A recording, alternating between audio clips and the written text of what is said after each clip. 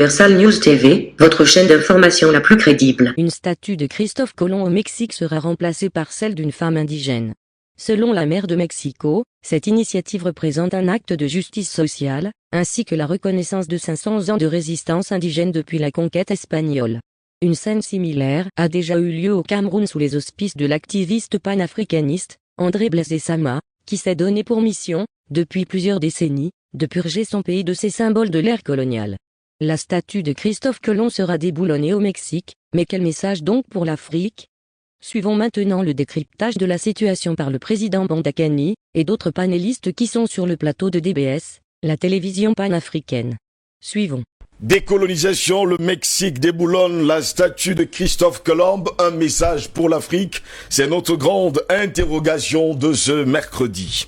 Eh bien, mesdames, messieurs, Colomb déboulonné au Mexique, à quand la décolonisation de l'espace africain? Nous nous interrogeons d'ailleurs ce mercredi matin. Le Mexique a décidé de déboulonner une statue de Christophe Colomb pour la remplacer par celle d'une femme indigène. Un effort pour décoloniser l'espace public qui trouve un écho justement sur le continent africain quand on sait pertinemment que les statues, il faut le dire comme ça, des anciens colons trônent encore dans les capitales africaines. Plus jamais de génocide. Le slogan a été peint en larges lettres sur la palissade installée autour du piédestal sur lequel, on va le dire, trônait fièrement la statue de Christophe Colomb dans la capitale mexicaine et qui bientôt accueillera la statue d'une femme indigène.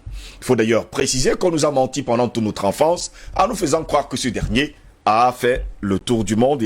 C'est le tour du monde, a découvert l'Amérique. Allez savoir s'il avait découvert justement l'Amérique. Mesdames, messieurs, eh bien, bientôt dans la capitale mexicaine et qui bientôt accueillera la statue d'une femme indigène, le symbole est fort.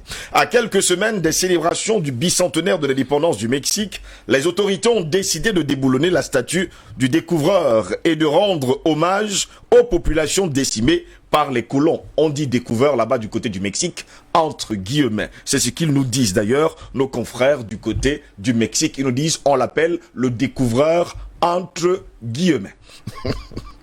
Allez savoir. Un pas supplémentaire dans la décolonisation de l'espace urbain qui n'est pas sans faire écho au débat qui ressurgit régulièrement sur le continent africain. Mais tandis que le Mexique déboulonne Colomb et que les États-Unis s'attaquent au symbole de son passé esclavagiste, aux grandes dames de certains nostalgiques, le passé colonial africain continue de trôner fièrement sur les plaques des grandes avenues africaines. Du pont Faidherbe à Saint-Louis, au Sénégal, à la statue du général Lyoté à Casablanca, au Maroc, en passant par Benjerville en Côte d'Ivoire, l'adornamento semble pour l'heure encore à venir. On ne va pas également oublier la statue de Leclerc en pleine capitale économique au Cameroun. Mesdames, messieurs, statue déboulonnée en 2020 après des dégradations lors d'une marche féministe, la statue ne sera pas remise sur son piédestal. La maire de Mexico justifie sa décision au nom de la justice sociale. La statue avait déjà été retirée en octobre 2020 par les autorités de la ville de Mexico pour la soumettre à un examen et à une éventuelle restauration. Las, elle ne retrouvera pas sa place sur le rond-point de l'avenue centrale Paseo de la Reforma, l'une des plus grandes artères touristiques, tout près des ruines de Templo Mayor, cœur de la civilisation aztèque du côté du Mexique. La maire de Mexico, Claudia Sheinbaum, a décidé le 6 septembre dernier de placer à la place une sculpture d'une femme Olmec, réalisée par l'artiste mexicain Pedro Reyes. Ce sont précisément les femmes indigènes qui sont, ou alors qui ont peut-être eu le plus grand poids dans l'histoire du Mexique et qui ont été le moins reconnues, a-t-elle déclaré. Pour la maire de Mexico, la décision est un acte de justice sociale ainsi que la reconnaissance de 500 ans de résistance indigène depuis la conquête du Mexique. Le retrait de la statue est intervenu peu après la diffusion d'un appel sur les réseaux sociaux visant à la faire tomber en hommage aux millions d'indigènes et de descendants d'Africains massacrés après la découverte de l'Amérique selon les organisateurs de la campagne. Oui, eux, ils le font au nom des indigènes et au nom des Africains massacrés lors de la campagne, nous dit-on, du découvreur, entre guillemets, des Amériques. Que font les Africains aujourd'hui? Eux, ne pensent-ils pas à déboulonner toutes les statues des héros? On ne sait même pas s'ils sont des héros. En tout cas, des statues qui nous viennent d'ailleurs. D'ailleurs, il y a plusieurs, on va le dire comme ça, statues qui nous viennent de la France. La statue de Christophe Colomb ainsi que le monument de l'Ange de l'Indépendance avaient également été marqués de graffitis de protestation durant des marches féministes. La sculpture sera déplacée vers un lieu sûr, digne et adéquat, a indiqué l'Institut national d'anthropologie et d'histoire dans un communiqué qui justifie son geste comme évitant les risques pour cette pièce d'une importante valeur artistique et historique, a déclaré l'INA. Le gouvernement mexicain du président Andrés Manuel López Obrador affirme que son gouvernement défend les causes indigènes et a demandé au gouvernement espagnol et au Vatican de présenter des excuses publiques et historiques pour les abus commis lors de la conquête et de l'évangélisation de leur territoire. Fin de citation. Eux, ils demandent réparation. Mais qu'attendent justement les Africains? Parce que du côté du Mexique, on est en train de défendre les droits des Africains qui avaient été massacrés pendant la conquête, on va le dire comme ça, des Amériques. Voilà pourquoi nous nous interrogeons ce matin. Décolonisation, le Mexique déboulonne la statue de Christophe Colomb. Un message pour l'Afrique, c'est notre grande interrogation. Président Badakani, je prends votre réaction après justement le déboulonnage, on va le dire, de la statue de Christophe Colomb qui trônait en pleine capitale du côté du Mexique. Comme d'habitude, on ne peut que vous féliciter pour les perspectives thématiques que vous nous donnez pour analyser et qui sont au cœur des enjeux de ce début du XXIe siècle. De manière fondamentale, mon cher Ngoz, ce débat il a deux dimensions. Il y a la dimension historique qui se confond en même temps avec la dimension mémorielle, oui. Si on prend ça au premier degré. C'est-à-dire que il y a des symboles, des statues, des sites, n'est-ce pas, qui rappellent une histoire douloureuse, traumatisante, qui rappelle, n'est-ce pas, le fait que notre rencontre avec l'Occident a été une rencontre extrêmement violente et que cette violence a été planifiée, conceptualisée, élaborée. Que cette violence, n'est-ce pas, que cette violence était une démarche politique, une démarche scientifique, bref, une démarche holistique où une civilisation, n'est-ce pas, essentialise la violence comme rapport aux autres. Alors, il y a des statues, il y a des symboles, n'est-ce pas, des vestiges qui nous rappellent cette histoire-là à l'heure actuelle. Donc, il est important que des actions comme celle qui fait l'objet de notre réflexion ce matin soient célébrées à leur juste valeur. Oui. Donc, il faut féliciter ça, il faut les célébrer, il faut célébrer ce que font les Mexicains, le président mexicain, le maire, madame la maire de la capitale, il faut faire tout ça. Comme il faut célébrer toutes les actions qui sont même faites en France, un peu partout, même dans les métros, ou des gens qui vont dans des musées en France, qui, n'est-ce pas, prennent des objets, et estiment que ce sont les Africains le font, que ça leur appartient et qu'ils veulent rentrer avec ça chez eux. Donc c'est de la sensibilisation. Mais il y a un piège à tout ça, mon cher gosse. C'est-à-dire, le piège c'est quoi? Le piège c'est de faire croire que, une fois peut-être par exemple qu'on a déboulonné les statuts, oui. je répète, c'est très important de le faire. Hein. C'est très important de le faire. Je ne dis pas qu'il ne faut pas faire, il faut faire ça. C'est une étape majeure dans la prise de conscience, dans la réconciliation de nouvelles générations avec leur histoire, oui. Dans la mobilisation des enjeux de mémoire, qui sont l'une des conditions essentielles pour réussir le combat. Oui. Mais il faut faire très attention, il faut faire un piège, c'est que le piège c'est quoi? C'est de faire croire que les statuts, une fois qu'on les a déboulonnés, ont réglé le problème et que la page est tournée. Et beaucoup de présidents jouent ce jeu-là, pour justement empêcher quoi? Pour justement empêcher de traquer ce que j'appelle les symboles vivants, les statuts du présent, qui ceux-là, sont vivants et traduisent ce que j'appelle la continuité de l'oppression qui ne s'est jamais interrompue.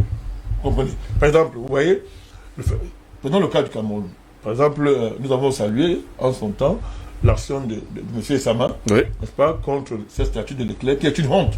Vous comprenez? Mais de là à faire croire que si on déboulonne cette statue, nos relations avec la France seront devenues saines. Il y a un pas qu'il ne faut pas franchir.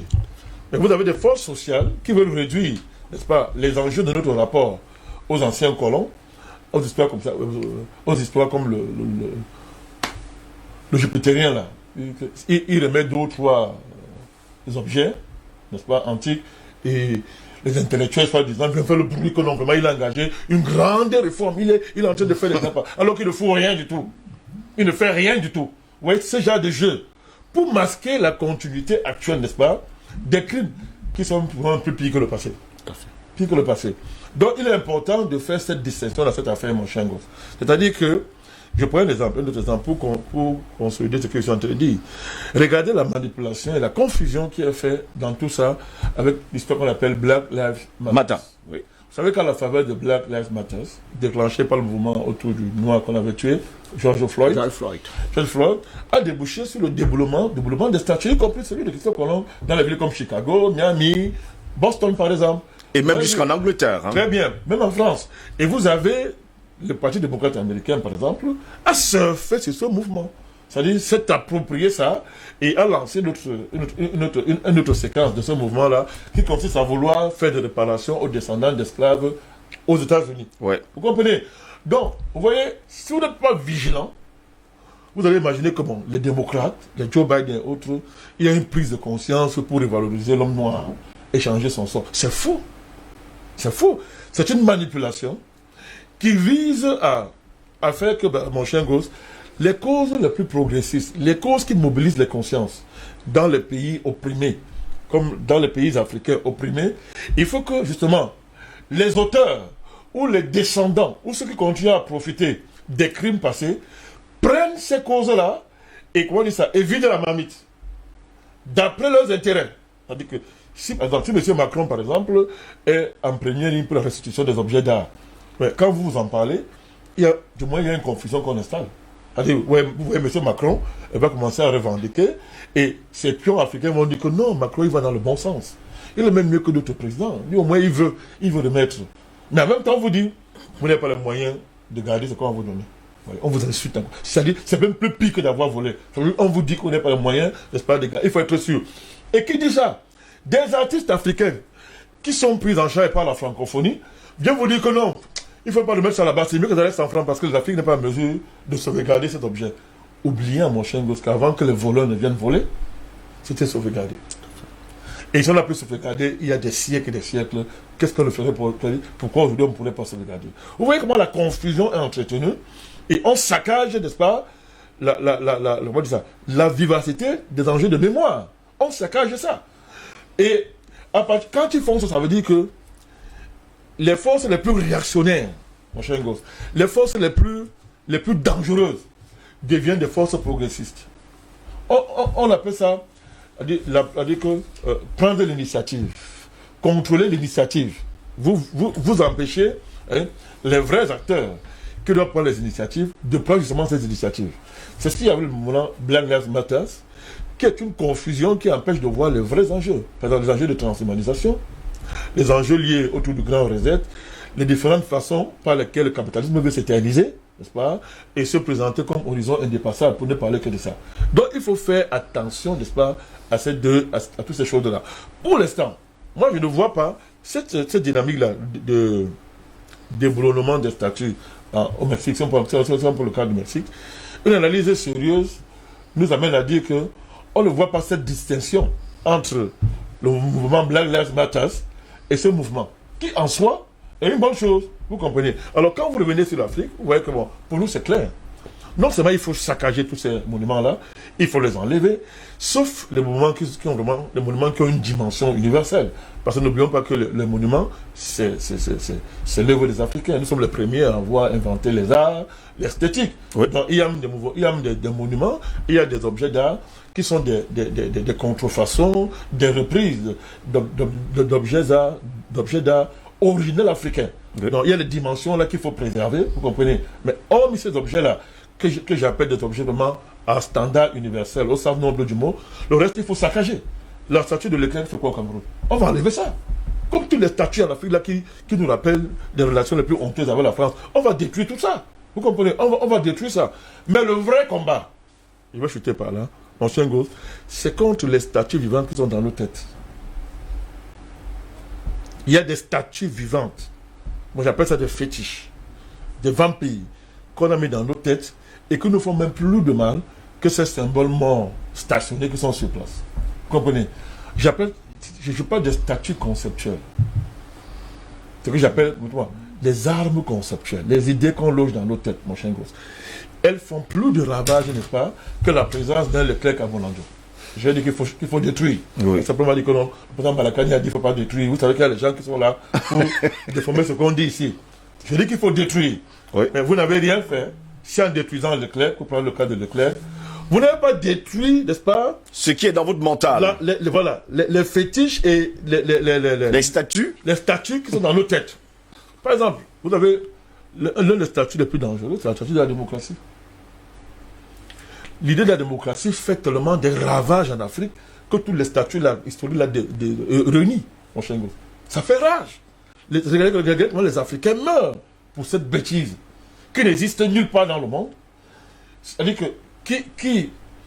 l'Afrique a produit ce qu'il y a de meilleur en la matière, mais vous voyez comment on nous apporte une fripperie qui n'est même pas pratiquée en Europe, comme le montre la situation aujourd'hui en Europe, en général, et en France, où un jupitérien a confisqué toutes les libertés publiques en France et il massacre son peuple, n'est-ce pas? Donc, vous vous demandez comment les Africains peuvent mourir pour une cause comme ça. Nous sommes divisés en Afrique, au front du combat, entre les soi-disant démocrates occidentaux, n'est-ce pas, et les supposés soutiens aux dictateurs. Vous voyez, à cause des concepts qui nous font mal. L'autre, c'est le concept de dictateur. Les Occidentaux ont réussi à imposer en Afrique qu'on accepte que nous avons des dictateurs. Et c'est-à-dire que c'est le débat actuel. Vous voyez que vous ne pouvez rien faire de bon en Afrique. On vous dit non, non. La priorité, c'est la lutte contre la dictature. Moi, j'ai déjà demandé depuis très longtemps que je veux un débat avec les docteurs en doctorat. On va démontrer au monde entier s'il y a un dictateur en Afrique. Je dis, même Ouattara, que nous combattons là, ce n'est pas un dictateur. Les gens confondent des délégués de métropole, des sous-préfets, des dirigeants qui sont à mi-chemin entre sous-préfets et destin réellement présidentiel. Les gens disent dictature en Afrique. Il n'y a pas de dictature dans une colonie. Pas possible. La colonie appartient en principe aux colonisateurs. Mais on a inventé l'idée et regardez comment ça travaille en Afrique, mon chien gosse. Regardez comment ça structure. Vous avez des intellectuels qui prennent des grands airs pour parler de la démocratie, des élections transparentes, des choses comme ça. Vous voyez? C'est clair. Vous avez les statuts du FMI de la Banque mondiale. Est-ce que c'est normal que les économies africaines soient sur la tutelle du FMI de la Banque mondiale? Du tout. Alors quand vous allez aller casser la statue de quelqu'un, une statue symbolique, c'est bien. Mais si dans votre tête, vous n'avez pas décolonisé votre rapport à l'économie, au point de comprendre que le FMI, la Banque mondiale, ne peuvent sortir aucun pays africain, n'est-ce pas, du développement, de la pauvreté et de l'oppression. Même si j'aime pas le mot pauvreté sur le continent africain. Je préfère l'oppression et le pillage, n'est-ce pas, impérialiste. Mais vous avez un problème. Combien d'Africains comprennent que le FMI, mais voilà les fétiches vivants qui sont dans nos têtes. Vous allez prendre son niveau culturel. Beaucoup d'Africains, par exemple, continuent à dire que l'Europe et l'Occident, en général, ce sont les pays développés. Des professeurs d'université passent le temps à enseigner ça. Que non, c'est un pays développé. L'Amérique, c'est un pays développé. La France, c'est un pays développé. Ils enseignent ça tous les jours. Mais c'est tellement vrai pour les Africains que vous avez de la peine à oser. À oser dire que moi, j'ai fait des conférences, mais quand j'aborde ça, mais il y a un tremblement de terre. Je dis que, mais comment un pays peut être développé alors que de manière fondamentale, elle opprime un autre pays? C'est-à-dire, comment? Parce que les personnes qui le disent, elles-mêmes, ne peuvent pas accepter qu'on les opprime. Moi, j'ai rencontré un professeur d'université, je lui ai dit, mais, qui était en guerre contre son recteur, qui, d'après lui, lui aurait commis des voies de fait, n'est-ce pas, par rapport à sa carrière. Je lui ai dit que, mais, pourquoi tu le combats? On le combat. Tu admets que l'autre est un pays développé, alors que toi, tu écris dans le livre qu'ils pillent l'Afrique, ils ont pillé l'Afrique. Tu trouves ça normal, mais considère aussi comme normal que ton recteur t'opprime. Qu'il t'opprime. Tu ne peux pas te révolter contre ton recteur et ne pas te révolter contre l'oppression globale. Oui. Il y a un problème. Donc nous continuons à admettre que ces pays sont développés. Par exemple, je vais aller plus loin. Le portable. nous considérons que la technologie se réduit à fabriquer un portable. Vous voyez, quand je vais dire ça, vous allez me regarder bizarrement. C'est-à-dire que le portable, que la technologie... Nous comprenons. L'expression suprême de la technologie, c'est le portable. Mais là, il y a une aliénation terrible. Alors que en Afrique, il y a des technologies partout. On n'arrive pas simplement à formaliser et à les promouvoir. C'est tout. Mais on va croire que ça, le portable, par exemple, est l'expression comme l'ordinateur suprême de la technologie. Alors que quand vous parlez avec des vrais technologues, parlons comme ça, mais le portable, c'est une abjection. Ça va vous choquer. C'est une abjection. Et on voit où ça nous amène. Quand on va nous amener dans la 5G partout, les gens vont être obligés de poser leur portable. On va le savoir. Si on entre dans l'intelligence artificielle, vous allez voir à quoi ça sert un truc comme ça dangereux. Il est polluant, il dégage il est des magnétismes. Tout ça est comme ça. Alors qu'on peut produire des téléphones portables sans ça. Par exemple, sans cette radioactivité, c'est ça qu'il s'agit. Oui, radioactivité par exemple. Donc il y a beaucoup de choses, n'est-ce pas, qui sont des statuts à déboulonner dans nos têtes, dans nos rapports avec l'Occident, n'est-ce pas, que mais si on réduit l'enjeu de la mémoire, n'est-ce pas, à des statuts des objets qui sont stockés, que je qualifie d'objets morts, parce qu'ils sont stockés, en oubliant la mémoire, qui est quoi? Qui est que nous avons été les premiers à devenir les hommes sur Terre. Nous avons été les premiers. L'homme s'est hominisé en Afrique, mon cher gosse. L'homme est devenu humain en Afrique. C'est en Afrique que se sont constituées les premières civilisations. Et il est démontré aujourd'hui que les civilisations actuelles ne sont pas supérieures aux civilisations anciennes. Du moins, que les Africains ont produit. La preuve, jusqu'aujourd'hui, les gens n'arrivent pas à expliquer comment on a fait les pyramides. Malgré tous les avancées, entre guillemets, scientifiques, on n'arrive pas à expliquer comment nos ancêtres ont fait les pyramides. Vous comprenez, je pense, c'est dans ce cas-là.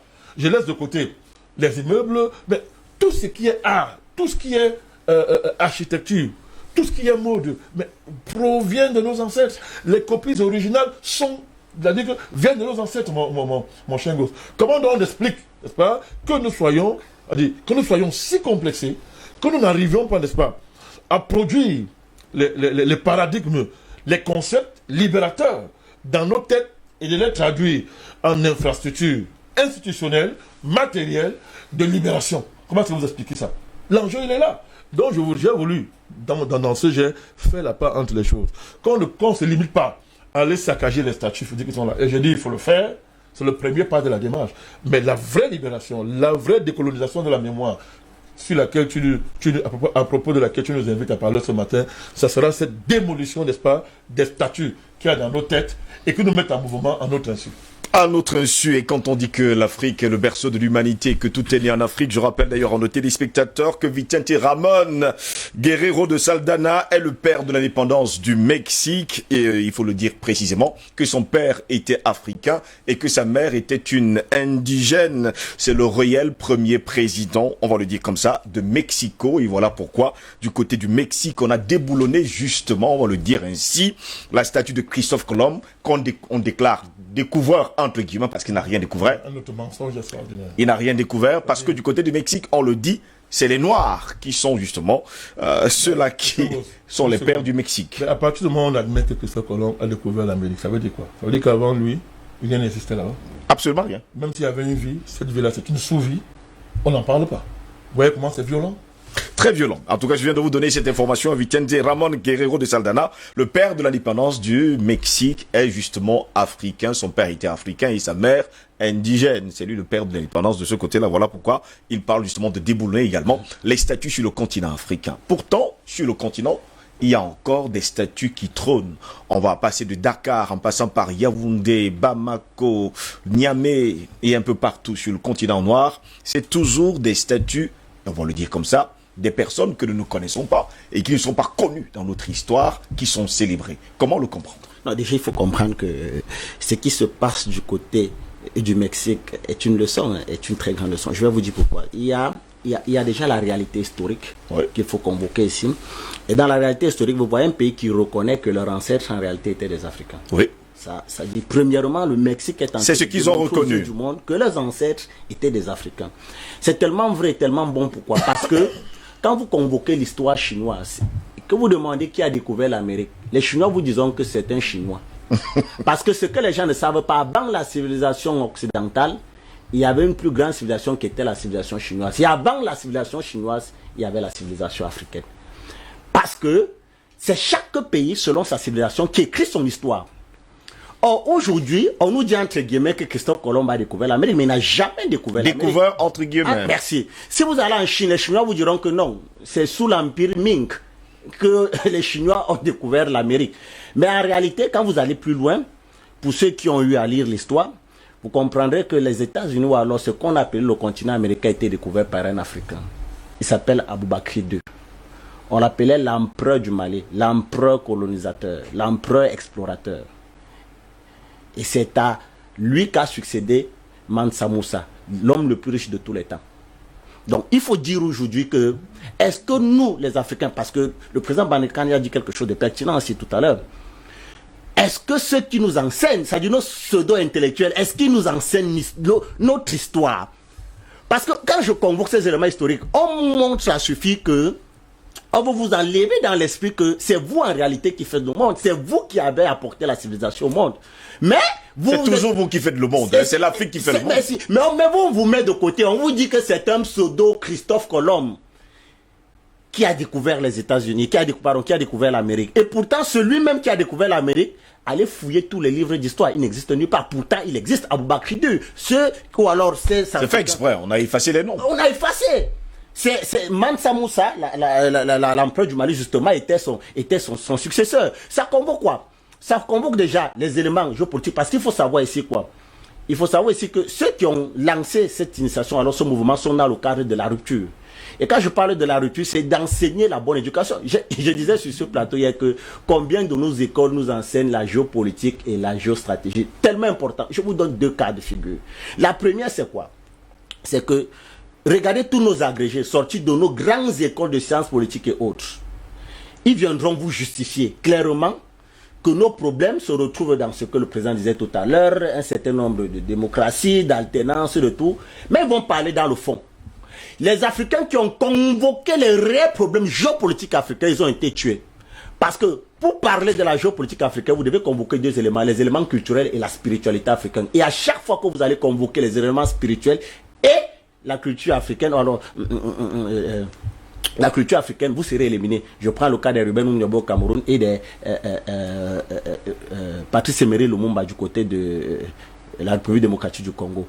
Donc, le premier élément, c'est la restitution de l'histoire. Le deuxième élément maintenant, c'est les éléments éducatifs. C'est-à-dire que le système éducatif même, parce qu'on est au cœur du système éducatif, il faut changer le complexe, le rapport que nous avons avec l'Occident. Et enlever les statuettes seul ne suffit pas. Prenons le cas, par exemple, d'un pays comme le Cameroun. Je vous cite le nom des grands carrefours. C'est-à-dire qu'il y a comme une construction, comme une forme de zombification de l'Africain à travers un certain nombre d'actes. Si vous allez à Yaoundé, on va vous parler de la rue Valérie jusqu'à Destin. L'Africain qui a été bien formé va vous dire que j'étais à l'auto-école française, j'étais à l'auto-école européenne. Or, il ne va jamais dire que j'étais à l'auto-école camerounaise. J'étais à l'auto-école Madakani. Mais il vous dira que son diplôme, c'est un diplôme excellent parce qu'il a eu à l'auto-école française. C'est-à-dire que nos parents aujourd'hui, pour dire que mon enfant a bien fréquenté, il était au collège Vogt, il était au lycée Leclerc. Écoutez les noms, je vous donne les noms. Au collège Vogt, le lycée Leclerc, il y a une certaine construction. On va vous amener à comprendre qu'en réalité, voilà là où se situe le savoir, voilà là où il y a la vérité. Mais en réalité, là-bas, on ne vous enseigne pas la vérité, on vous abrutit. Donc, à côté de ces éléments éducatifs, j'entrerai même dans le cadre de ce qu'on a appelé les éléments factuels de cette aliénation de l'esprit africain. Un cas pour le Cameroun, les brasseries du Cameroun. C'est-à-dire que voilà une entité française en territoire camerounais qui se plaît à abrutir le peuple camerounais. Ils ne vont jamais communiquer sur les chiffres. Jamais. Jamais. On ne connaît pas la consommation d'alcool au niveau du Cameroun. Ils ne communiqueront jamais dessus. Mais ils font du chiffre. Il fut qu'un intellectuel que je respecte, à la personne du docteur Charles Atebene, se leva pour dire qu'en 2012, le Cameroun aura bu l'équivalent du fleuve Vouri. Est-ce qu'on construit un pays dans l'alcool? Donc, c'est des choses pour lesquelles, nonobstant cette réalité-là, parce que tout ça, c'est une continuité, c'est une construction. Ça commence avec les statuettes, ça commence avec les œuvres d'art, mais il y a des éléments factuels que nous vivons encore sur place, à l'heure où nous parlons, qui justement entretiennent cette chose-là, parmi lesquelles même l'école. Quelle école aujourd'hui nous avons en Afrique? Quelle école? L'école du livre, où on nous apprend la pensée de l'autre. Une jeune haïtienne s'est révélée pendant ces élections du bac, parce qu'on lui a donné un sujet qui parlait de Victor Hugo. Elle a dit, elle ne fera jamais une dissertation sur Victor Hugo parce que ce monsieur est un raciste. On l'a enlevé des salles de cours. On l'a dit, tu ne composeras pas. Mais, par la grâce de Dieu, elle a eu son bac. Une haïtienne de 16 ans. Parce qu'elle a dit, je n'écrirai pas une dissertation sur Victor Hugo. C'était un raciste. C'est-à-dire, c'est des éléments probants. Est-ce qu'aujourd'hui, à travers ce que nous vivons, dans notre système éducatif, dans notre façon de penser, dans le rapport que nous avons avec l'autre, est-ce que nous sommes en train justement de créer ce déclic-là? Parce que ce déclic-là, ils sont en train de l'enclencher de ce côté-là. Voilà des gens qui nous disent qu'en réalité, c'est vous qui êtes nos parents. Mais est-ce que nous qui sommes leurs parents, nous comprenons le combat qu'ils sont en train de mener de ce côté-là? C'est de ça dont il est question. Est-ce que nous qui sommes leurs parents, des gens qui viennent vous dire, je reconnais ma paternité à travers toi, et dans ma paternité à travers toi, voilà ce que tu as amené ici chez moi, mais que lui ne veut pas reconnaître, je te remets ce droit-là. Est-ce que nous sommes prêts à récupérer ce droit qui est le nôtre? D'être les parents de ce monde, d'être les fondateurs, d'être l'image, d'être l'humanité même de ce monde, s'il faut le dire ainsi. C'est de ça dont il est question. Et quand je questionne le système éducatif, j'aimerais dire 2 ou 3 choses, monsieur Steve Ngoz. La civilisation a eu ceci de brutal. C'est qu'elle nous a montré que pour penser, il fallait être blanc. Et pour travailler, et quand je parle du travail, je parle du travail sauvage, c'est-à-dire du travail champêtre, il fallait être noir. Et l'Africain a gardé ça et a construit ça. Dites-vous bien une chose. Si on vous parle de l'élève le plus intelligent du monde, vous verrez un blanc sortir là-bas. Mais si on vous dit l'homme le plus fort du monde, c'est l'image d'un noir qui va apparaître. Ils ont mis dans notre mentalité, à travers cette zombification du peuple, parce qu'il y a une certaine zombification du peuple à travers cette élite intellectuelle, cette soi-disant élite intellectuelle qui trône à la tête de nos États, qui au lieu de poser des problèmes de fond vont venir nous parler de la modification du code électoral, alors que vous avez un pays comme le Cameroun, où quand vous prenez les grands carrefours, on vous parle du carrefour caca, le carrefour non glacé, le carrefour 3 bordels, immeuble de la mort, auberge des Mombo, le carrefour femme là, voilà les noms des carrefours dans un pays où les intellectuels vous parlent de la révision du code électoral, alors qu'en réalité on a des combats plus importants qui nous obligent. Pourquoi il n'y a pas le carrefour Ruben Oumyobem? Pourquoi est-ce qu'il n'y a pas le carrefour Ernest Wandje? Pourquoi le carrefour Osende Afana n'existe pas? Pourquoi il n'y a pas le carrefour Abel Kingé? Mais comment est-ce qu'on peut justifier que toute une rue d'un pays où vous allez voir des allées de ce que nous avons de pratiquement plus beau porte le nom d'un monsieur qui s'appelle Valéry Giscard d'Estaing? Au nom de quoi? Est-ce que nous n'avons pas eu des présidents dans ce pays? Pour ne pas dire nous sommes à la Deuxième République, mais quand je parle des présidents, nous avons des hommes politiques forts qui ont marqué l'histoire de ce pays. Pourquoi est-ce qu'il n'existe pas? Parce qu'on vous fait savoir que justement ceux-là qui ont amené ce déclic-là, c'est-à-dire ce déclin, ce déclenchement sur le plan de la spiritualité, parce que c'est de ça dont l'Occident a beaucoup plus peur. Lorsque l'Africain convoque les éléments spirituels, parce que là-bas, c'est l'essence même du monde. C'est-à-dire que tout ce que vous avez comme spiritualité commence ici chez nous. Alors si on fait naître en vous cet esprit-là, mais vous devenez une menace pour le monde. Le potentiel qui se met en vous, la réalité mystico-spirituelle qui se met en vous, vous devenez une menace pour tout le monde. Je vais vous faire une confidence que m'a fait un professionnel du renseignement lors de ma formation quand j'étais au Ghana. Il m'a dit, il y a des pays comme Israël et la Chine. Lorsqu'ils sont en face d'une situation qui les dépasse sur le plan scientifique, sur le plan militaire, sur le plan philosophique et tout ce que vous voulez, ils convoquent les éléments spirituels et ils trouvent la solution. Je reprends encore. Il dit, lorsqu'une situation dépasse, il a pris 2 cas. Il a dit Israël et la Chine. Lorsqu'une situation les dépasse sur le plan scientifique, sur le plan technique et tout ce que vous voulez, ils convoquent les éléments spirituels. Et ils ont la réponse. Est-ce qu'en Afrique aujourd'hui, lorsque nous vivons un certain nombre de situations, nous pouvons convoquer notre spiritualité? D'ailleurs, nous ne la connaissons pas. On ne nous l'enseigne pas. C'est de ça dont il est question. C'est-à-dire que voilà aujourd'hui où en réalité nous devons aller. Non plus dans le culte de la diplômée, où un monsieur, parce qu'il a un doctorat, peut dire à monsieur Kenyé que je ne peux pas parler de géopolitique. Et pourtant, là où je parle de géopolitique, je ne suis pas sûr que ses parents parleront de 100 jours. Mais c'est de ça. On nous forme déjà à venir nous abrutir. Prenez 10 étudiants camerounais. Je parle de mon pays parce que je maîtrise mieux. Demandez-leur de citer le nom de 10 nationalistes camerounais. Je parle des étudiants, ils ne connaîtront pas. Mais ils vous connaîtront l'histoire de Jeanne d'Arc, l'histoire de Napoléon. On est le seul peuple qui connaît l'histoire de tous les peuples sans connaître la nôtre. Ce n'est pas possible. Le nom de tous les footballeurs du monde.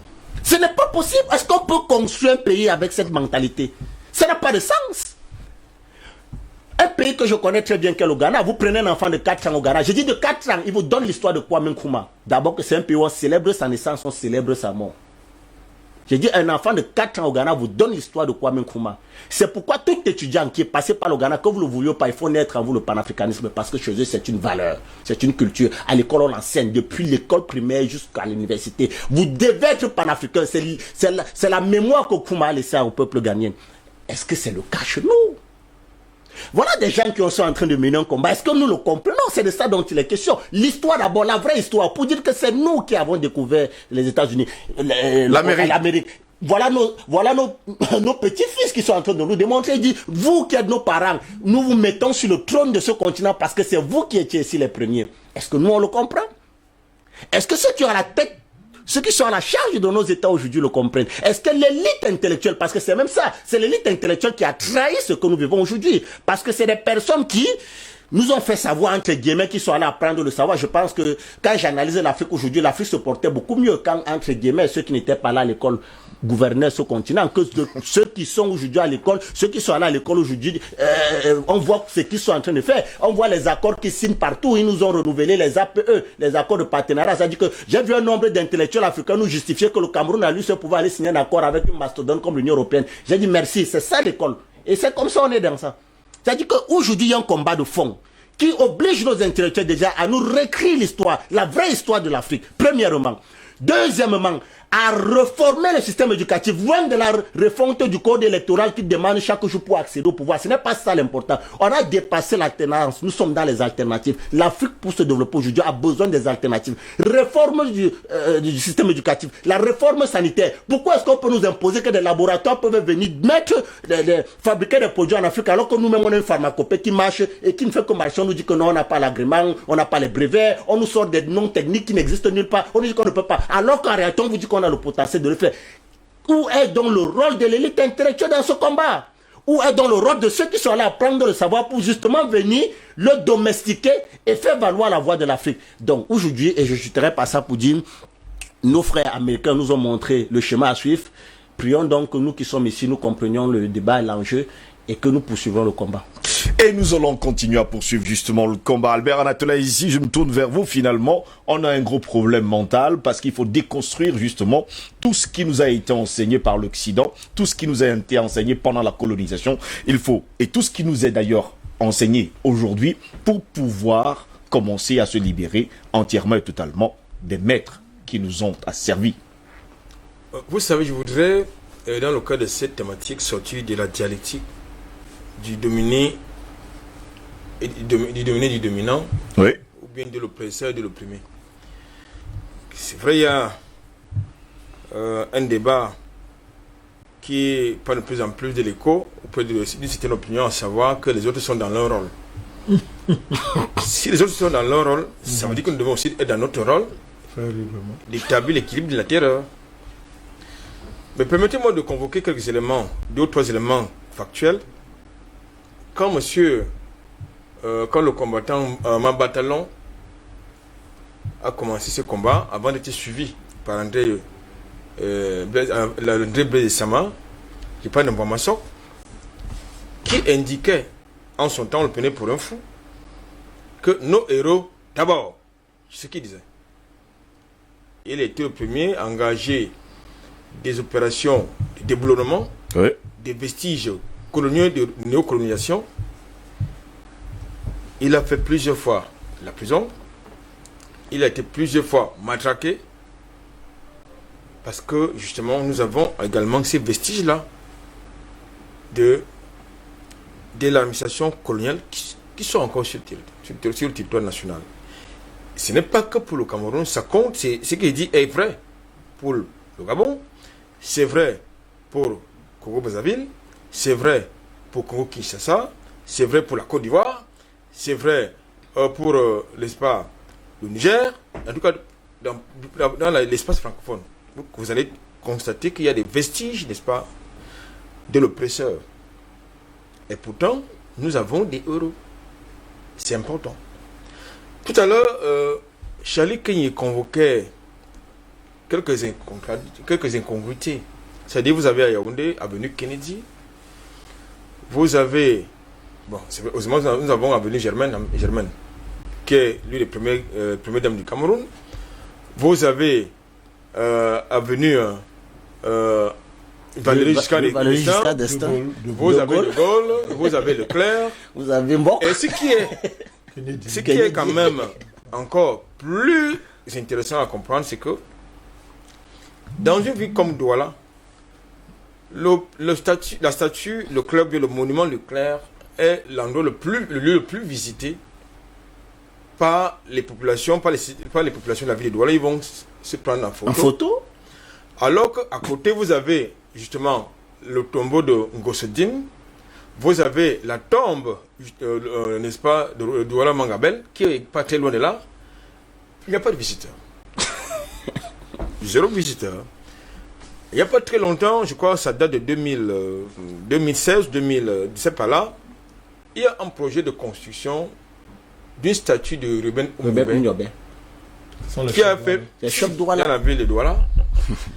Et pour les raisons de gain de territoire, les notables Sawa sont allés déboulonner. Le chef Douala ou les notables Sawa? Le chef Douala et les notables.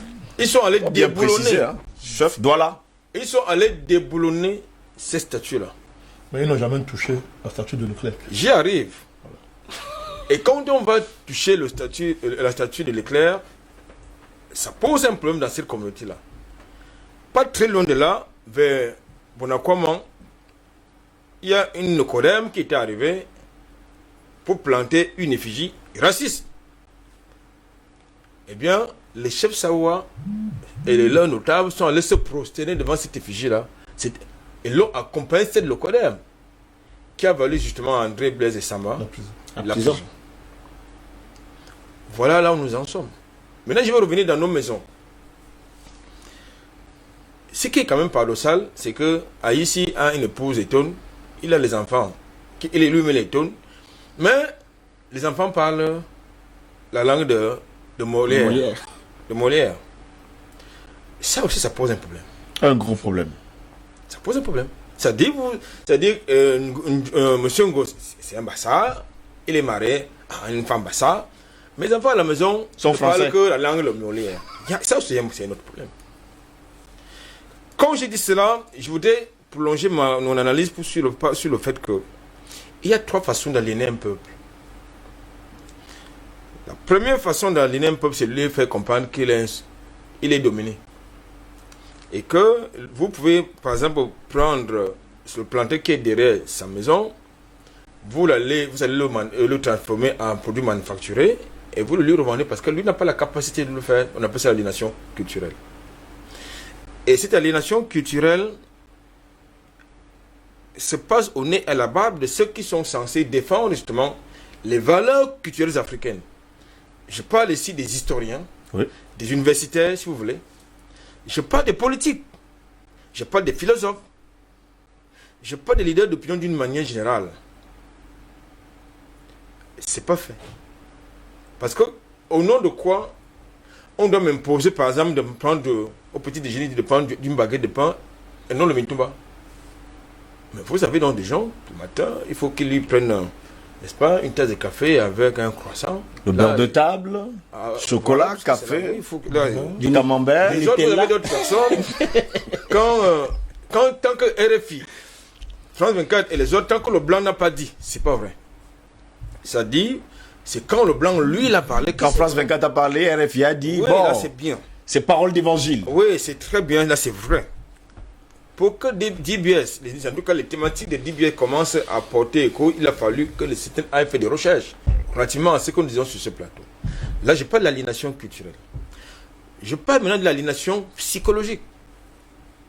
Tout à l'heure, le président Banakane convoquait nos œuvres d'art qui sont confisquées par les autres. Parce que quand les gens confisquent, y compris votre mémoire historique, Ça veut dire qu'ils veulent ils sont de votre dépôt de votre âme. Des personnalistes. Ça veut dire qu'ils sont... Mais vous savez, notre environnement urbain qui est pollué par les vestiges coloniaux et néocoloniaux.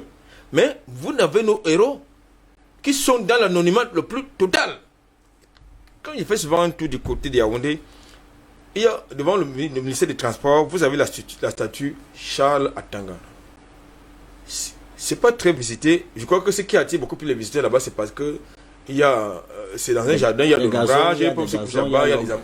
Mais ce qui les attire pas, c'est qu'ils connaissent l'histoire. À proportion égale, vous avez pas très loin de là le monument de la réunification, qui n'est pas très fréquenté. Mais à côté, vous avez le monument Leclerc, qui lui est très fréquenté. Les gens se font prendre en photo. Je crois que même pas de manière symbolique, on doit déboulonner tout cela, parce que ça nous rappelle justement le passé et le présent. C'est-à-dire qu'ils sont partis, mais ils sont là. Il y a un lien. Il y a un lien, bien sûr. Ils sont partis, mais ils sont là. Puisqu'on vous dit que les meilleurs enfants se forment là-bas. C'est-à-dire qu'ils sont partis, mais ils sont là. Donc il faut les déboulonner, pas pour les détruire, mettre dans la poubelle, mais les mettre dans un musée, parce que c'est une histoire qui doit être enseignée à nos enfants.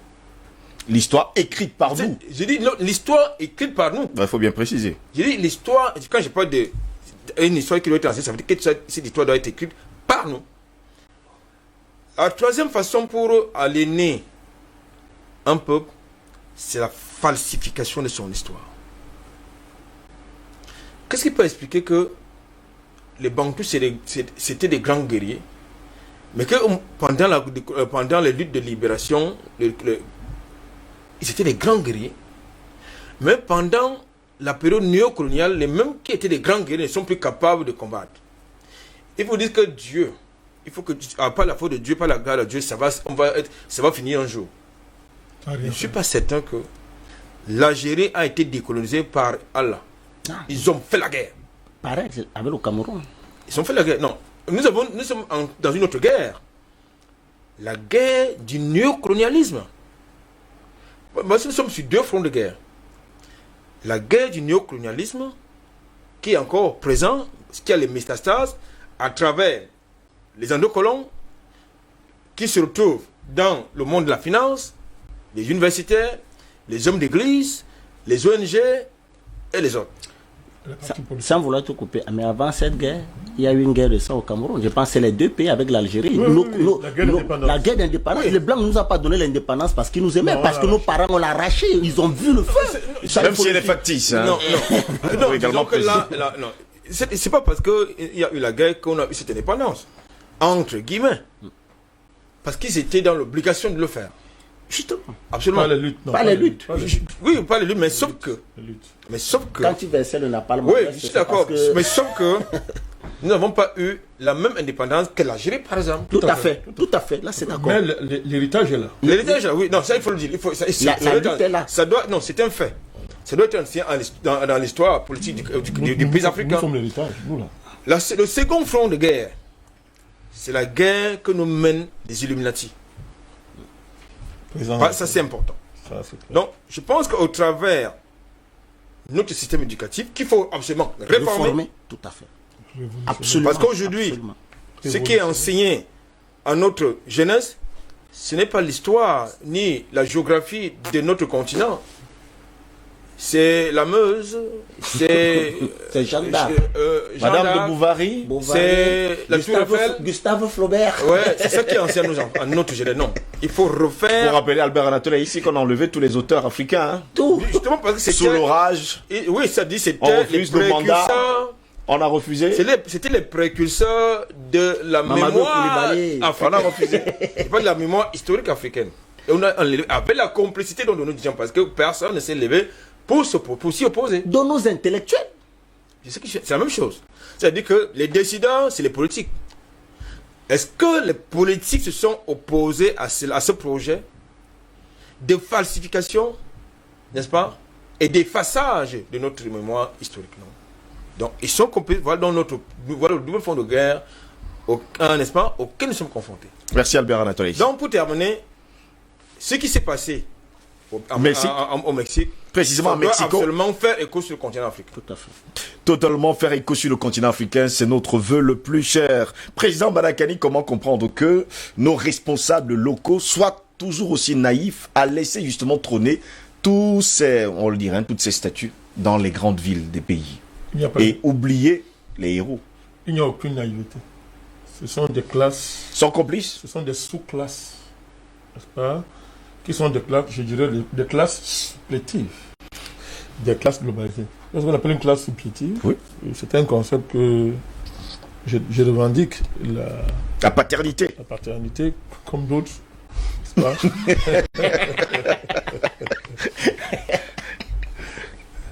Pour une fois, j'ai manqué de modestie. Non. Il y a des jours où parler de soi, hein, c'est meilleur aussi. Ça fait du bien. Non, ce sont des classes supplétives, c'est-à-dire que ce sont des sous-classes supplétives. Vous avez des classes dominantes dans le monde. Oui. Qui sont dégagées par le système économique mondial et l'histoire de l'humanité. Et en ce place, elles ont enfanté des classes supplétives. C'est ce que nous avons appelé endocolona. Oui. Endocolona, ce sont les classes supplétives. Elles ne sont pas naïves, faut pas rêver. Elles ne sont pas naïves. Si les classes dominantes, c'est-à-dire leur père, leur classe mère, ne sont pas valorisées à travers, n'est-ce pas, leurs œuvres culturelles, à travers les figures qui symbolisent ces classes dominantes dans le pays, mais les sous-classes vont disparaître. C'est clair. Si les ministres camerounais, pour parler d'eux, ne nous référencent pas à Paris, mais ils valent quoi? Qu'est-ce qu'ils vont valoir? Puisqu'ils n'existent pas sans Paris. Tous ceux qui volent l'argent au Cameroun, regardez leur appartement à Paris, les enfants fréquentent où? À Paris. Vous admettez que 50 ans après l'indépendance, des gens n'ont pas honte d'envoyer leurs enfants fréquenter à l'étranger, démontrant par là qu'ils n'ont aucun projet pour leur pays. Ils n'ont aucun projet pour leur pays, mon cher gosse. Quand vous croyez à votre pays, vous prenez des initiatives en termes d'enseignement supérieur pour l'avenir et vous y mettez vos enfants. C'est ça le rôle de l'élite. L'élite donne sa vie pour le reste. Vous comprenez ça? Alors moi je dis ce que je fais. Hein. Je dis ce que je fais. Donc l'élite donne sa vie pour ça. Mais quand les gens, une élite, est très à l'aise, par exemple, de faire fréquenter sa progéniture à l'étranger, on va dire que oui, les Japonais allaient, mais ils ont fait sa machette. C'est pas la même chose. Du tout. Ça n'a rien à voir, c'est pas la même chose. Et aujourd'hui, les Africains ont les capacités de construire ici des puissances de l'intelligence, à tout point de vue, sur place. Sur place, point cassem. Donc, ce sont ces sous-classes-là, supplétives, ont tout intérêt à ce que le clerc reste à Bonadio. Là-bas. On vous a parlé, par exemple, des chefs douala, qui n'ont eu aucun respect pour une figure extraordinaire comme Ngobé.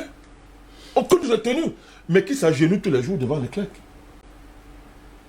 Évidemment, avec leur pagne, et leur fétiche traditionnel là, qui bavent là. Pourquoi vous voyez, je suis souvent très distant de ces choses. Et vous le savez. Et vous voyez comment des gens ils ne touchent pas. Ils ne parlent pas. Ils ne font rien. Et chaque année, ils célèbrent la mémoire de Mangabel, et d'Ngosodine, héros. Tous ces héros-là, qu'ils ont par ailleurs réduits à des héros sawa. Alors que ce sont des héros universels. Et ça, c'est encore fait exprès. Pour diviser. Parce que quand on les divisait en blocs géo-ethniques... Et pour diluer également. C'est la condition de leur maintien au pouvoir. Chaque grand ministre a son fief. Tout à fait. Qui lui appartient, c'est son fief électoral. Il fait ce qu'il veut là-bas. Il est roi là-bas. Il est sous-roi là-bas. Il est sous-roi là-bas et il revient au président seul de fédérer le pays. Vous voyez, ce sont des superpositions. Il n'y a pas une vraie unité. Il n'y a pas un vrai concept d'unité qu'on construit. Donc, c'est la raison pour laquelle ces gens-là font ça. Donc, vous savez, tout à l'heure, je souscris à tout ce qui a été dit. Tout ce qui a été dit. Prenez par exemple ce qui se passe au Congo-Brazzaville avec l'histoire de Savognan de Brazza. Est-ce que vous voyez à quel niveau on a élevé ce monsieur au Congo-Brazzaville? Mais c'est un dieu. C'est une honte, président Badakani. C'est un dieu à Brazzaville. Vous voyez tout ce qui est autour de lui. Vous allez voir que quand on parle de lui, la France est là, par exemple. La France est là. Toute l'élite de Congo-Brazzaville est là. En commençant par le président Sassou, ils sont là. Mais derrière, il y a quoi? La franc-maçonnerie. La franc-maçonnerie, entre autres. C'est-à-dire, voilà des statuts vivants qui sont dans nos têtes et qui causent des problèmes sérieux à ce pays. C'est-à-dire si on ne déboulonne pas, c'est-à-dire que déboulonne pas, ce monde ésotérique dans lequel baignent totalement nos élites, il y a un problème. Mais moi, je n'ai rien contre les francs-maçons. La capitale s'appelle Brazzaville. Hein. Mais soyez, ça veut tout dire. Voilà. Savognan de Brazza, capitale, Brazzaville. Voilà, ça veut vous devez comprendre. Moi, je n'ai rien contre les francs-maçons, mais africanisez votre franc-maçonnerie. Africanisez ça, s'il vous plaît. Moi, je n'ai rien, pas pressé, moi, je ne fais pas des bagarres de ce genre. Mais africanisez ça. Mais c'est quoi cette affaire où, dans la franc-maçonnerie, par exemple, les patrons sont toujours... À l'Occident. Les maîtres sont toujours... En France. Vous cotisez... Là-bas, cette hiérarchie-là s'est organisée, et c'est comme ça que vous allez voir des chefs d'État, même quand ils ont pris... Ils veulent à tout prix s'émanciper. On leur récupère où? Là-bas. Au niveau ésotérique. Parce qu'il y a un lien, il y a un affect, n'est-ce pas, ésotérique par lequel on le tient. Et ils oublient même souvent ça. Ils oublient ça. Ça a joué par exemple en Guinée qu'on a pris, avec la chute avec le coup d'État. Le coup d'État, la chute de Alpha Condé. Oui. Alors, la nomination de Doumbouya a été une manœuvre. A été une manœuvre géo-ésotérique. Et dans lequel on a entraîné le président. Par exemple. Donc vous voyez, il y a des choses comme ça. Voilà les statuts qui vivent. Vous avez les enjeux de narratif, mon cher gosse. Quand les sujets de notre vie, les choses qui se passent autour de nous, sont décrites, non pas par nous, mais par les autres, jusqu'au lit où tu dors. Jusqu'au lit où tu dors. Regardez nos vies, regardez le soir dans nos maisons. Et on pense que, comme il dit, les anges viendront arrêter ça. Alors que c'est un effort que chacun doit faire. Dans nos maisons, le soir, quand les enfants sont assis, regarde-toi. Les machins là, les jeux. Non, les jeux, les nouvelles. Ça dit que regardez, votre lit conjugal se reproduit à travers ce narratif-là. Et c'est fait exprès. Et quand c'est comme ça, vous vous rendez, c'est subliminal. On vous transforme. Vous vous rendez compte que mais il est déjà trop tard. On vous transforme. On vous transforme. C'est comme ça qu'on nous a préparé à subir le coronavirus. À travers les films, les fictions, tout ça comme ça, on nous a préparés à ce qu'on vit aujourd'hui. Les gens se réveillent, mais ils se rendent compte à quel niveau ils sont dépendants, ils sont pris dans les taux. Et maintenant, pour en sortir, les gens comprennent que c'est une nouvelle naissance carrément qu'il faut. Vous voyez? Donc, voilà les vrais statuts qu'il faut développer dans nos têtes. Vous avez des médias étrangers. Vous imaginez, Ghost, l'impact de France 24 dans le pays, sans publicité, je n'ai pas envie de parler. Il faut citer. Elle dit, marchez à Douala. Faites marcher à Douala. Regardez, prenez maison par maison. France 24 est là. Même dans les transports. Même dans nos bureaux, les bureaux administratifs. Même les chauffeurs. Prenez un taxi. Moi, je me rappelle quand je vais sur Yaoundé, et quand j'arrive à l'agence, je prends souvent les voitures qui sont là. Et dès que j'entre, président, comment? Oh, bien. Bon, je te mets RFI. Hein. Je t'ai demandé RFI. Même moi une chanson quand même. Je passe le temps à faire ça. Il pense que pour me faire plaisir, première réaction, il faut qu'il mette RFI. Parce qu'il dit que non, président, tu fais les débats, machin. Qu'est-ce que je fais avec RFI? Moi, ça me rend malade quand je suis ça. Donc, vous avez des statuts comme ça. Et vous voyez l'impact que ça a dans le pays. Vous prenez des journaux comme Jeune Afrique. On est obligé de les citer, Jeune Afrique. Avant, c'était venu un phénomène de mode. C'est le panafricanisme qui a mené c'était à cacher. Avant, quand il cachait tout le journal, il s'arrangeait. C'était, comment dire ça? C'était un outil de civilisation. C'était un objet de civilisation. Une marque de roi. Oui, une partie de notre classe moyenne avait pour symbole de faire des tennis Jeune Afrique. Mais en oubliant que c'est une malédiction Jeune Afrique. C'est une malédiction pour le continent. C'est valable à tout point de vue. Tout à l'heure, il a souligné la question de la boisson. Mais vous voulez déboulonner les statuts. Mais voilà une statue vivante qu'il faut déboulonner dans le pays. C'est normal qu'on boive comme ça dans un pays. C'est normal que dans un pays, l'activité de la jeunesse, en longueur de journée, c'est l'alcool. C'est de boire. On peut même croire que ça peut. Quand vous demandez à la base, vous dites que non, nous sommes les meilleurs contribuables du Cameroun. Voilà, on dit tout ça. Et allez voir, c'est combien? C'est 8 milliards. Hein? C'est 8 milliards. Dans le Cameroun, si la brasserie ferme, le Cameroun n'a pas besoin de produire 8 milliards pour remplacer la contribution fiscale de la brasserie. Mais regardez les dégâts. Regardez les dégâts sur notre jeunesse. On ose faire croire qu'on peut avancer avec les choses comme ça, sans discipliner notre jeunesse, mon cher gosse. Mais ce sont des statuts qui sont dans nos têtes. Regardez la débauche au sein de la jeunesse. Alors, une jeunesse aujourd'hui qui se distingue par les pantouses. C'est-à-dire, plus ils sont immoraux dès le bas âge, plus c'est une performance. C'est un gage de modernité. Mais qui leur a dit que c'est ça la modernité? Qui leur a dit ça? Et qui leur a enseigné ça? Est-ce qu'en classe, on enseigne encore la vraie morale?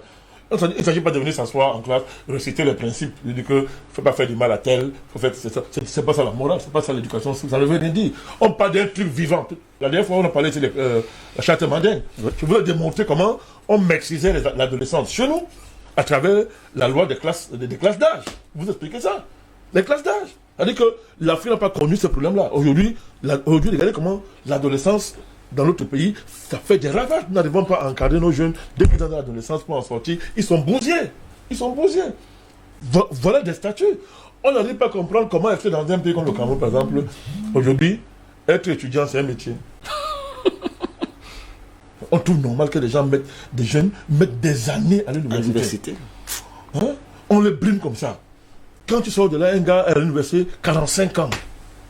Il sort de là, c'est-à-dire il est complètement démoli. Donc il y a des choses qui sont normales, mais qui sont des statuts qu'il faut déboulonner, mon cher gosse.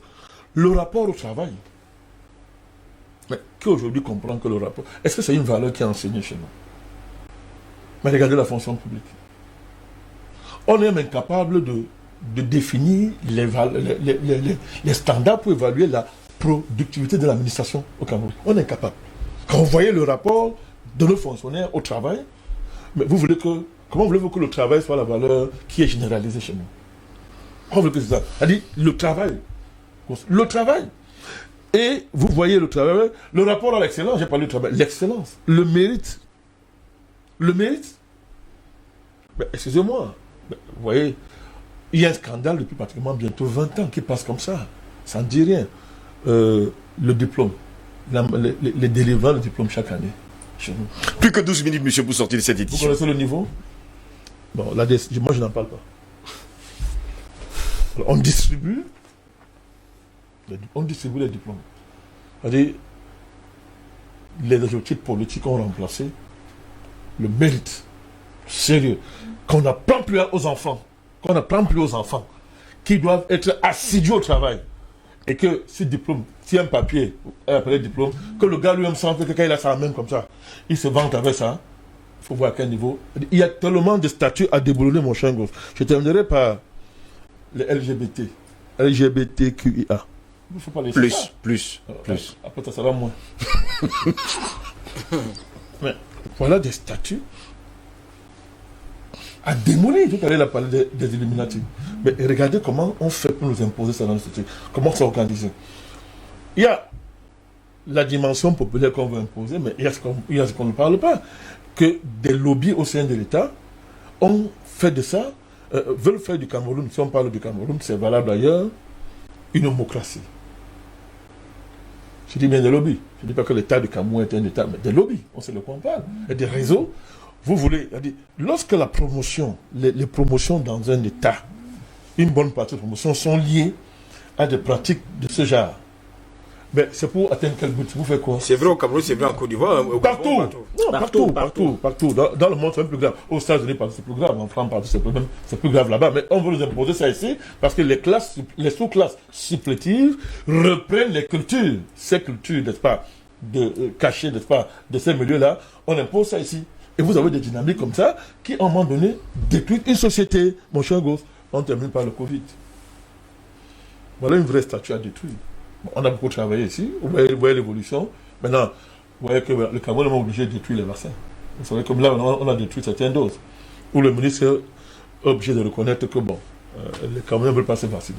Une façon, n'est-ce pas, une façon polie de reconnaître que le vaccin est inutile chez nous. Ça n'a pas de sens.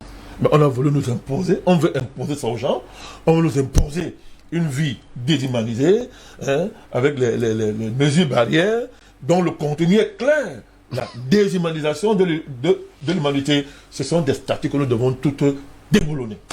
Des statuts qu'il faut déboulonner. Vous m'avez rappelé dans votre, il faut le dire, autre argumentaire, justement une chose, c'est que on parlait à l'époque d'un film qu'on appelait Apex, American Program of Extermination. Tout à fait. Et ça m'a rappelé justement tout ce que vous avez dit. Ce film-là, Apex, ils l'ont plus tard, on va le dire, censuré, parce que ce film disait pas mal de choses. Le film, c'était American Program of Extermination, Apex. Qu'ils ont pratiqué d'ailleurs. Et qu'ils ont pratiqué. Allez savoir justement ce qui se cachait derrière le programme. Charlie Kenyé, puisqu'on sait tout ça, qu'est-ce qu'on fait maintenant? Puisqu'on sait ce qu'on fait, on les attaque directement. Un problème très simple. Écoutez, la guerre de demain, et c'est la guerre d'aujourd'hui, c'est la guerre de la com. Parce qu'avec la com, on vous vend le bic de 100 francs, 1000 francs. Avec la com, on défait les rois. Avec la com, on change la mortalité des populations. C'est un viol de conscience. C'est-à-dire qu'on braque votre conscience. C'est la guerre. C'est la guerre. La guerre médiatique. Et dans cette guerre médiatique, je vous prends une entreprise qui en réalité est l'un des plus grands mâles de l'Afrique. Canal+. Canal+. Regardez les programmes Novelas et autres, mais je vais plus loin. Dans leur groupe, ce qu'ils ont appelé le groupe Canal+, autre Canal+. Mais vous n'avez pas vu que depuis un certain temps, il y a une forme de construction de la promotion de l'homosexualité. Tous les thèmes, c'est-à-dire que toutes les séries de Canal, tous les films, nous font la promotion de l'homosexualité. Même la publicité. Et ça passe inaperçu. Je ne sais pas si nos dirigeants voient le mal, le danger, même pour la société. Le CNC ne voit pas ça. Alors que dans les attributions du CNC, il y a justement un bon paragraphe qui est réservé, pas pour justement lutter contre de telles dérives. Il ne travaille pas pour vous. Mais... Non, je l'appelle ça. Je l'appelle ça, monsieur. C'est chez bon Quint à la boucle. Oui, c'est ça. Mais voilà un cas. Voilà. Ça fait partie des attributions du CNC. Il ne travaille pas pour vous. Il travaille contre vous. Quand là, c'est dans ses locaux. Je vous dis que mon bon, c'est pas ça. Mais est-ce qu'il ne voit pas comment, en violant nos mentalités, en nous imposant nos sexualités, il voit seulement ce qu'un gosse fait ici. Donc, vous voyez que notre jeunesse est en danger. C'est-à-dire qu'aujourd'hui, on fait comprendre à nos jeunesses à travers ces programmes télé que pour se mettre aux normes, aux standards internationaux, il faut pratiquer des trucs comme les cartos. C'est devenu vulgaire dans notre société. C'est-à-dire que c'est la chose même pour laquelle... La mieux partagée. Je vous le dis. C'est Internet la promotion de ça.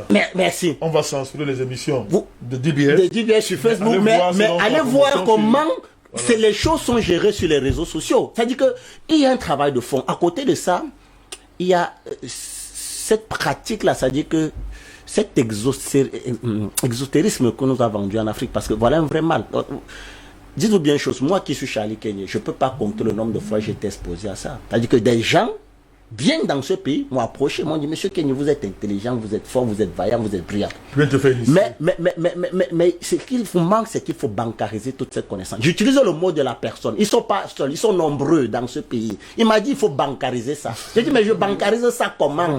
Mais ça veut dire, comment est-ce que ça veut se faire? Bancariser, que ça rapporte de l'argent. Vous dites qu'il faut mettre que ça rapporte de l'argent.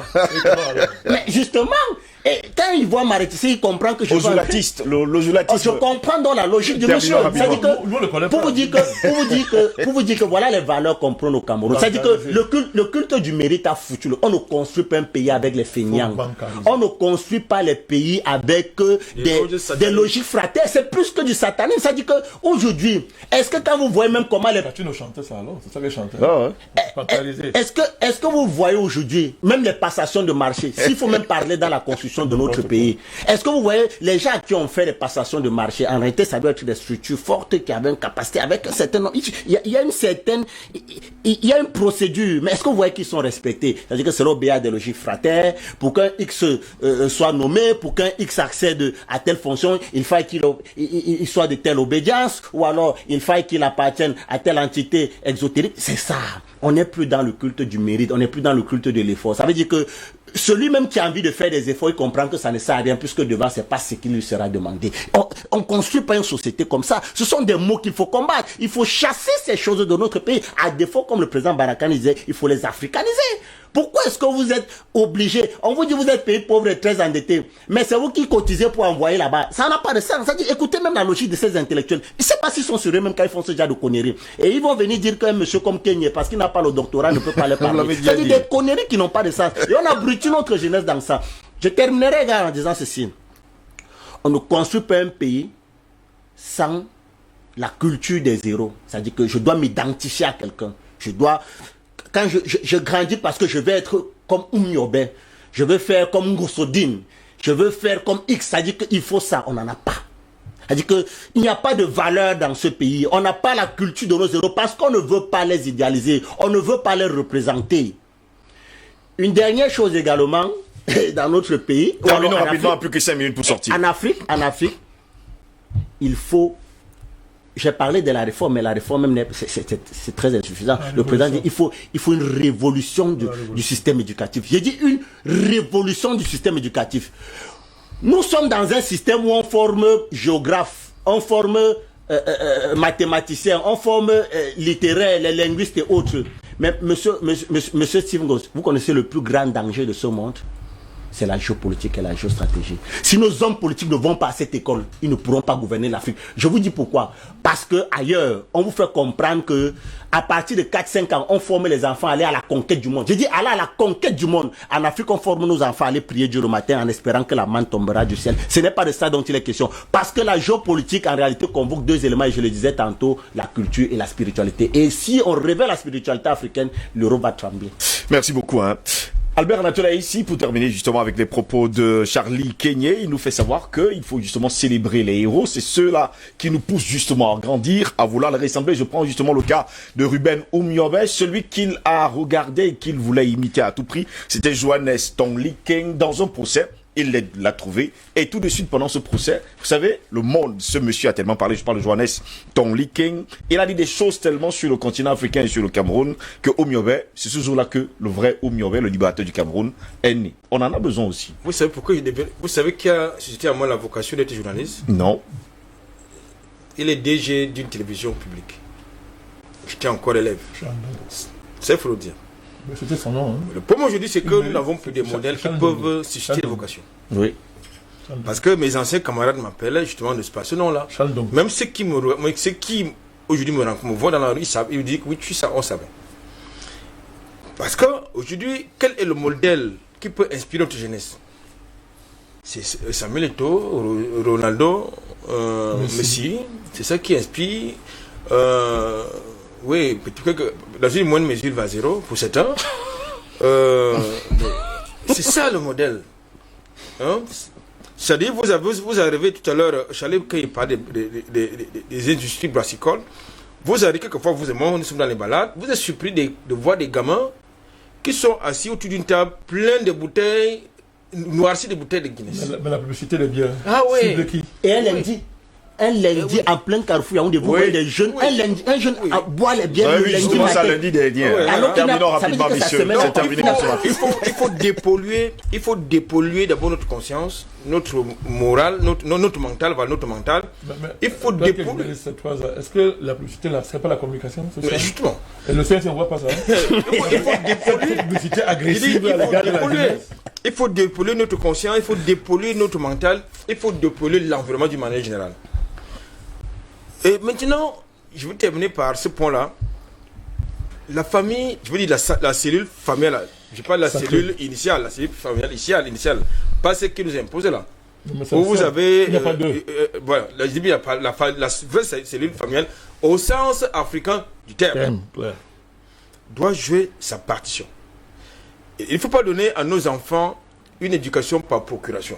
C'est-à-dire, quand vous n'êtes pas là, la télé. C'est la télé. Quand la télé n'est pas là, c'est le voisin ou la voisine. Quand vous n'êtes pas là, n'est-ce pas, c'est la nounou. Quand vous n'êtes pas là, c'est le répétiteur. Ça, c'est pas une éducation. Il faut être capable de donner, de former des personnalités. Comme chez vous, vous avez les militaires. Moi, vous avez des Amazones chez vous.